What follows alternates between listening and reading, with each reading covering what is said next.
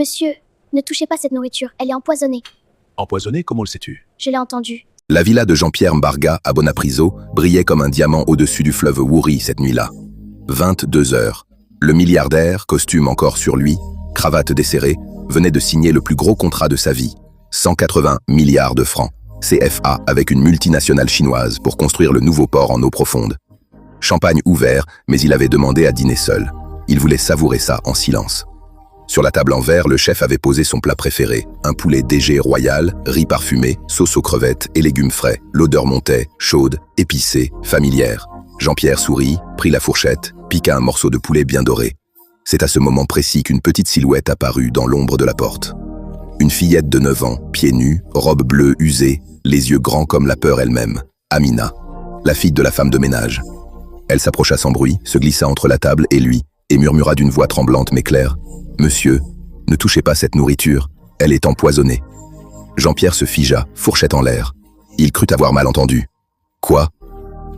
Amina répéta, plus vite, en regardant derrière elle. « Maman m'a envoyé. Elle a dit, cours, dis-lui de ne pas manger. C'est empoisonné. S'il te plaît, monsieur, ne mange pas, vous êtes trop gentil pour mourir. » Puis elle recula, tourna les talons et disparut dans le couloir sombre comme un fantôme. Le milliardaire resta immobile 5 secondes. Il regarda le plat. Il sentait bon, trop bon. Son estomac criait famine après 12 heures de réunion. Il faillit rire. Une blague? Une gamine qui veut de l'argent?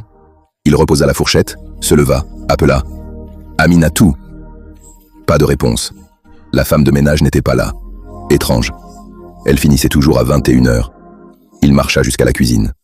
Le chef, un grand gaillard nommé Blaise, essuyait nerveusement un couteau. Quand il vit le patron, il sursauta. « Monsieur, tout va bien ?» Jean-Pierre le fixa. « Où est Aminatou ?»« Elle est partie plus tôt, monsieur.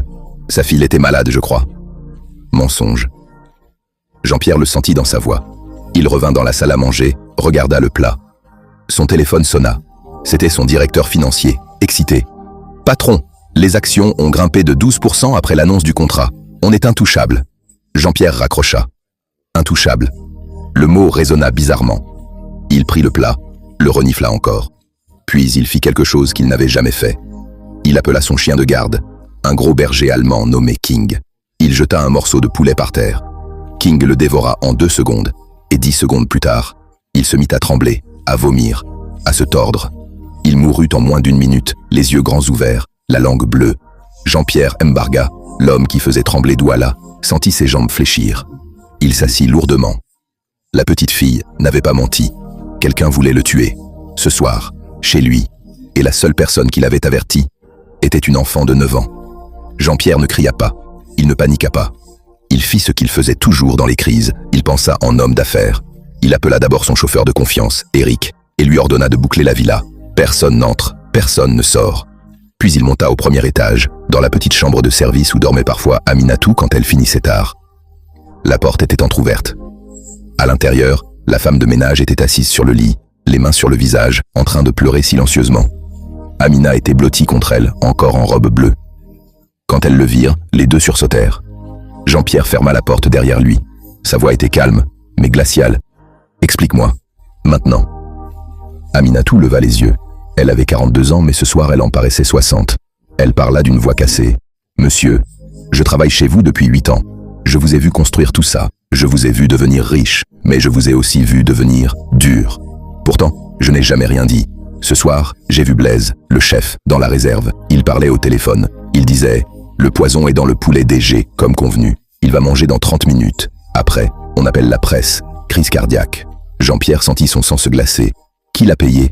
Aminatou hésita. Puis elle murmura le nom que tout doigt la connaissait. Monsieur Eboa. Roger Eboa. Le rival, l'ancien associé. L'homme qui avait juré 5 ans plus tôt de détruire Jean-Pierre après que celui-ci l'avait évincé du contrat du pont de Bonaberry. Aminatou continua. « Je ne pouvais pas venir vous le dire moi-même. Blaise me surveillait. Il sait que je sais. Alors j'ai envoyé Amina. Elle est petite. Personne ne fait attention à elle. Je lui ai dit, va dans la salle à manger. Approche-toi de monsieur et dis-lui exactement ces mots. Elle a eu peur, mais elle l'a fait. » Jean-Pierre regarda la petite fille. Amina baissait les yeux, honteuse. Il s'accroupit devant elle. « Pourquoi ta maman t'a envoyé, toi ?» Amina murmura presque inaudible. « Parce qu'elle dit que vous êtes un bon monsieur, et que si vous mouriez, elle n'aurait plus de travail, et moi non plus. Jean-Pierre sentit quelque chose se briser en lui. Il se releva, regarda Aminatou. « Tu risques ta vie pour moi, pourquoi ?» Aminatou essuya ses larmes. Sa voix trembla. « Parce que, il y a longtemps, avant que vous soyez milliardaire, vous m'avez aidé. Vous ne vous souvenez pas? J'étais serveuse au quartier Bali. Vous veniez manger. Un jour, des gars voulaient me violer derrière le maquis. Vous êtes intervenu. Vous m'avez ramené chez moi. Vous m'avez donné 50 000 francs pour que je puisse payer l'école de ma fille. Vous avez dit, une mère qui travaille mérite le respect. Je n'ai jamais oublié. » Jean-Pierre resta muet. Il ne se souvenait pas. Trop d'années, trop d'argent, trop de gens. Mais ce soir, cette femme qu'il payait 120 000 francs par mois venait de sauver sa vie. Et sa fille aussi. Il sortit son téléphone. « Eric, amène-moi Blaise, vivant. » Puis il se tourna vers Aminatou. « Toi et Amina, vous restez ici cette nuit. Personne ne vous touche. Demain, on parle de tout ça, vraiment tout. » Il sortit. Dans le couloir, il entendit Amina demander à sa mère. « Maman, il va nous protéger ?» Aminatou répondit d'une voix brisée. « Je prie Dieu que oui, parce que son pire ennemi n'est pas seulement dehors, il est aussi dans son lit. » 3 heures du matin. Jean-Pierre était dans son bureau, face à Blaise ligoté sur une chaise. Eric et 2 gardes du corps attendaient les ordres. Blaise pleurait déjà. « C'était Boa. Il m'a promis 50 millions et un restaurant à Paris. Il a dit que vous alliez mourir de toute façon, que le contrat chinois allait vous tuer en justice. Il a dit que votre femme... » Jean-Pierre leva la main. Le nom de sa femme venait de tomber comme une bombe. « Ma femme ?» Blaise baissa la tête. « Madame Clarisse. Elle rencontre Monsieur Eboa depuis 6 mois, à l'hôtel Sawa, chambre 412, tous les mercredis. Elle lui a donné les codes de votre coffre. Elle lui a dit que vous étiez fatigué, que vous alliez bientôt faire un infarctus, que ce serait plus facile si on aidait un peu. » Le milliardaire sentit le sol s'ouvrir sous ses pieds. Clarisse, la femme qu'il avait épousée il y a 10 ans, la belle métisse qu'il avait sortie de la pauvreté, couverte de bijoux, emmenée à Paris, Dubaï, New York. La femme qui lui souriait tous les matins en lui servant le café. Il monta à l'étage matrimonial. Clarisse dormait, belle, paisible, un masque de nuit sur les yeux. Sur la table de nuit, son téléphone. Jean-Pierre le prit. Code 0000. Elle n'avait même pas changé depuis leur mariage. Message WhatsApp. Le dernier datait d'il y a 2 heures. Roger Eboa. C'est fait? Il a mangé? Clarisse. Pas encore, mais il va manger. Il est seul. Après, on appelle le docteur. Et demain, tu viens prendre ce qui nous revient. Je t'aime. Jean-Pierre laissa tomber le téléphone. Il tremblait. Il se souvint de toutes les fois où Clarisse lui avait dit « Chérie, tu travailles trop. Repose-toi. Mange bien ce soir. » Il se souvint des sourires, des caresses, des « je t'aime » murmurés dans le noir. Tout était faux. Il redescendit. Dans le salon, Aminatou et Amina attendaient, effrayés. Il les regarda. La petite fille avait les mêmes yeux que lui, les mêmes fossettes. Il n'y avait jamais fait attention. Il s'assit en face d'elle. « Aminatou, il faut que je sache. Amina, elle a quel âge exactement ?» Aminatou baissa la tête. Des larmes coulèrent. « 9 ans et 4 mois, monsieur. » Jean-Pierre sentit son cœur exploser. 9 ans et 4 mois. Exactement le temps depuis cette fameuse nuit à Bali, quand il avait aidé la jeune serveuse, et qu'il avait passé la nuit avec elle. Amina était sa fille. Sa propre fille venait de lui sauver la vie. Et sa femme, celle qu'il aimait, venait d'essayer de le tuer pour voler son empire avec son amant. Jean-Pierre Mbarga, l'homme le plus puissant de Douala, pleura pour la première fois depuis 20 ans. Il regarda Amina, tendit la main, toucha doucement ses cheveux. « Ma petite, tu viens de sauver ton papa. » Amina ouvrit de grands yeux. Elle ne comprenait pas encore.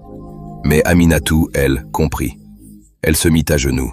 « Pardonnez-moi, monsieur, je n'ai jamais voulu. » Jean-Pierre la releva. « Demain, tout change. Mais cette nuit, on va faire tomber ceux qui ont voulu me détruire. » Il se tourna vers Eric. « Appelle mon avocat et prépare la voiture. On va chez Eboa, maintenant. » 4 heures du matin. Les phares de la Mercedes G-Wagon balayaient les rues désertes de Bonanjo. Jean-Pierre était assis à l'arrière, silencieux, les poings serrés. À côté de lui, Aminatou tenait Amina endormie sur ses genoux. Eric conduisait. 2 gardes armés suivaient dans une autre voiture. Ils arrivèrent devant la villa de Roger et Boa, une énorme bâtisse blanche avec piscine éclairée et statue de lion en marbre. Les grilles étaient ouvertes, étranges, comme s'il les attendait. Jean-Pierre descendit seul. Il avait refusé que les gardes entrent avec lui. Il voulait regarder son ennemi dans les yeux. La porte principale s'ouvrit avant même qu'il toque. Roger et Boa apparut en peignoir de soie, un verre de whisky à la main, sourire aux lèvres. « Jean-Pierre, je savais que tu viendrais. Entre, le champagne est frais. » Jean-Pierre ne bougea pas. « Tu as essayé de me tuer ce soir. » Et Boa éclata de rire. « Essayé ? Non. J'ai juste accéléré ce qui devait arriver. Tu es fatigué, mon frère. Le contrat chinois t'a épuisé.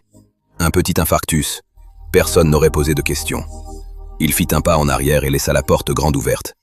Jean-Pierre entra. Le salon était immense, rempli de tableaux coûteux. Sur la table basse, des documents, les mêmes que ceux qu'il avait signés le matin même avec les Chinois. Mais il y avait une différence. Sur chaque page, la signature de Jean-Pierre avait été modifiée. Un faux parfait. Et Boa s'assit tranquillement. « Tu vois, pendant que tu signais, moi je signais aussi, avec les mêmes Chinois, mais dans leur bureau de Yaoundé. Ils m'ont donné 40% du projet. Toi, tu n'auras rien. Parce que demain matin, ton médecin personnel va déclarer que tu as fait un malaise cardiaque cette nuit. Et Clarisse, en tant que ton épouse, va prendre le contrôle temporaire de Mbarga Group. Et moi, je serai son conseiller spécial. » Jean-Pierre sentit la rage monter, mais il garda son calme. « Et ma femme, tu l'aimes vraiment ou tu l'utilises ?» Et Boa sourit encore plus grand. « Les deux. Elle est belle, elle est intelligente, et elle te déteste depuis que tu l'as trompée il y a 9 ans. Oui, elle sait tout pour Aminatou. Elle a trouvé les photos dans ton coffre il y a 6 mois. C'est elle qui m'a donné l'idée du poison. Elle a dit, s'il meurt, au moins il aura mangé son plat préféré. » À ce moment, la porte du fond s'ouvrit.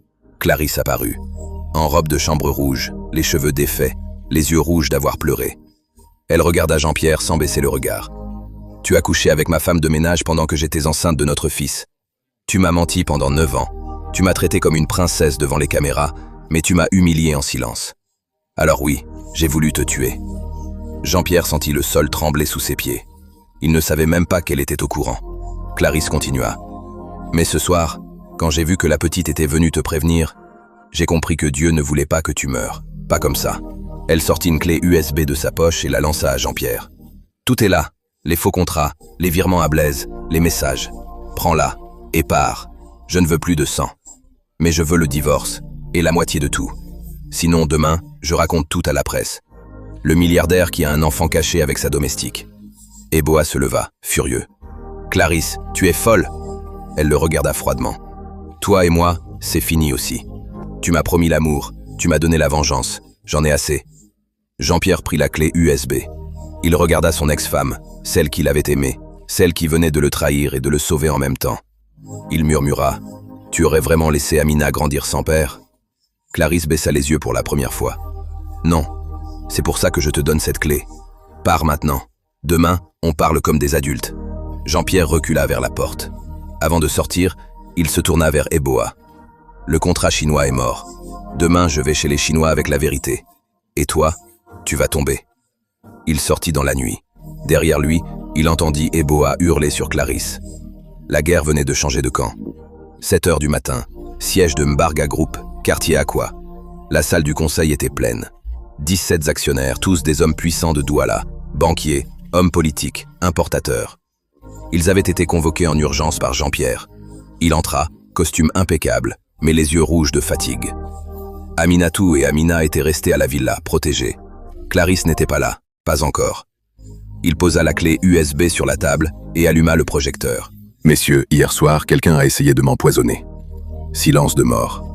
Il projeta les documents, les faux contrats, les virements à Blaise, les messages de Roger et Boa, et les messages de Clarisse. Les actionnaires étaient choqués. Certains murmuraient, d'autres regardaient leur téléphone. Puis le directeur adjoint, Maître Ngal, se leva. C'était un vieil ami de Jean-Pierre, ou du moins c'est ce qu'il croyait. « Patron, tout ça est grave, mais nous avons un problème plus urgent. Les Chinois ont appelé il y a 1 heure. Ils disent qu'ils ont signé un contrat avec Eboa et Partners. Ils disent que vous êtes instable. Ils veulent annuler. » Jean-Pierre sourit, un sourire froid. Ils ont signé avec Eboa parce qu'Eboa leur a promis 15% de plus que moi. Mais regardez la dernière page du vrai contrat. Il montra un document que personne n'avait vu. Une clause secrète signée à Pékin 2 semaines plus tôt. Si l'un des deux partenaires tentait de trahir l'autre, le contrat passait automatiquement à la partie loyale. Les Chinois viennent d'apprendre la trahison d'Eboa. Ils m'ont envoyé ça il y a 30 minutes. Il projeta un email. Les Chinois confirmaient. Contrat maintenu avec Mbarga Group. Eboa exclu. Les actionnaires applaudirent. Mais Maître Ngal ne souriait pas. Patron, il y a autre chose. Clarisse détient 22% des actions. Elle les a reçues en mariage. Si elle divorce, elle peut les vendre à Eboa. Et avec les 18% qu'Eboa a déjà achetés en secret ces derniers mois, ils auront la majorité. Jean-Pierre sentit le piège se refermer. À ce moment, la porte de la salle s'ouvrit. Clarisse entra, accompagnée de 2 avocats.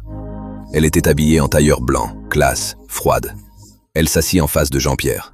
« Bonjour messieurs, je suis venu annoncer officiellement mon divorce et la vente de mes 22% à monsieur Eboa, pour 45 milliards de francs CFA, payables aujourd'hui. » Les actionnaires devinrent fous. Cris, insultes, chaos. Jean-Pierre se leva lentement. « Clarisse, tu vas vraiment détruire tout ce que j'ai construit? Pour de l'argent ?» Elle le regarda droit dans les yeux. « Non, pour ma dignité et pour notre fils, celui que tu as ignoré pendant 9 ans, pendant que tu faisais un enfant à ta domestique. » Toute la salle se tut. Clarisse continua. « Mais j'ai une condition. Tu reconnais publiquement Amina comme ta fille. Tu lui donnes 10% des actions. Et tu me laisses la villa de Bonapriso. Sinon, je vends tout à Eboa et je disparais avec notre fils à l'étranger. » Jean-Pierre la regarda. La femme qu'il avait aimée, la mère de son fils, celle qui avait voulu le tuer, et qui maintenant négociait comme un requin. Il répondit d'une voix calme. « D'accord, mais à une condition supplémentaire. Tu viens avec moi chez les Chinois cet après-midi. Tu leur expliques toi-même que tu as été manipulé par Eboa. Et tu signes un papier disant que tu ne vendras jamais tes actions à personne d'autre qu'à moi ou à nos enfants. » Clarisse hésita, puis elle sourit, un sourire triste. « Tu vois, même en train de perdre, tu continues à négocier. C'est pour ça que je t'ai aimé. » Elle tendit la main. « Deal !» Les 2 mains se serrèrent devant tout le conseil. Mais dans les yeux de Clarisse, Jean-Pierre vit quelque chose qu'il n'avait jamais vu. De la fierté et de la douleur. La guerre d'entreprise était loin d'être terminée. 20 heures, villa de Bonapriso. Pour la première fois depuis 9 ans, ils étaient tous autour de la même table. Jean-Pierre, Clarisse, leur fils de 8 ans, Kevin, Aminatou et Amina. Pas de chef. Clarisse avait cuisiné elle-même. Un ndolé simple, du manioc, du poisson braisé. Comme au début, quand ils étaient pauvres et heureux. Kevin jouait avec Amina. Ils ne savaient pas encore qu'ils étaient frères et sœurs. Clarisse servit Jean-Pierre en premier. Elle posa l'assiette devant lui et murmura « Cette fois, je te jure, il n'y a pas de poison. » Ils mangèrent en silence pendant 10 minutes. Puis Amina, la petite, posa la question que tout le monde redoutait. « Maman, pourquoi monsieur Jean-Pierre m'appelle ma petite maintenant ?» Aminatou baissa les yeux. Clarisse posa sa fourchette. Jean-Pierre regarda sa femme. Elle fit oui de la tête. Il se tourna vers les enfants. « Amina, Kevin, il faut que vous sachiez quelque chose. » Il raconta tout, simplement, sans mensonge. La nuit à Bali, l'enfant caché, la trahison, le poison, la clé USB, le conseil d'administration. Kevin pleurait. Amina regardait son père avec de grands yeux émerveillés. Clarisse parla ensuite. « J'ai eu tort. J'ai laissé la colère me rendre méchante. Roger m'a promis qu'on allait être heureux ensemble. Il m'a menti aussi. Mais ce soir, je veux recommencer. Pas comme mari et femme, comme parents, comme associés. » Jean-Pierre la regarda longtemps. « Tu m'as brisé le cœur, Clarisse. Mais tu as aussi sauvé ma vie en me donnant cette clé. Je ne sais plus si je dois te haïr ou te remercier. » Elle sourit faiblement. « Les deux, c'est ça l'amour chez nous. » Après le dîner, ils allèrent sur la terrasse. Le fleuve Wouri brillait sous la lune. Les enfants jouaient plus loin. Clarisse s'approcha de Jean-Pierre.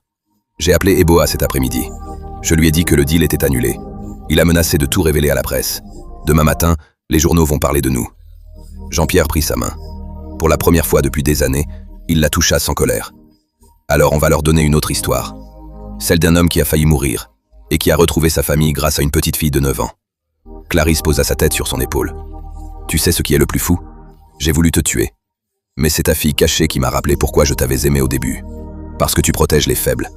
Même quand tu es devenu riche, tu as gardé ça. » Jean-Pierre sentit les larmes monter. « Et toi, Tu m'as rappelé que l'argent ne protège pas contre la solitude. » Ils restèrent là, main dans la main, à regarder leurs 2 enfants jouer ensemble pour la première fois.